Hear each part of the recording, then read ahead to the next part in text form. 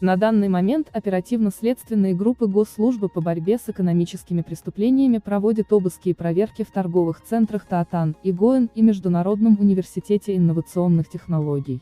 Эти объекты, по некоторым данным, принадлежат Кубанычбеку Жумалиеву, депутату Жагорку Кенеш.